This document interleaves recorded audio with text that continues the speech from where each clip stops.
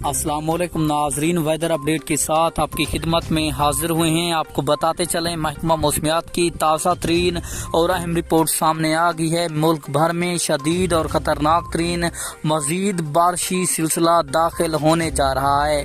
मैं आपको मुकम्मल तफसील के साथ आगाह करता हूँ ये किन इलाकों और किन शहरों को मुतासिर कर सकता है, जबकि कराची वालों के लिए इंतहाई अफसोसनाक खबर सामने आ रही है। तो आइए जानते हैं मुकम्मल तफसील, लेकिन उससे पहले वीडियो को लाइक, चैनल को सब्सक्राइब कर दें ताकि आपको हमारी नई वीडियो सबसे पहले मिलते रहें।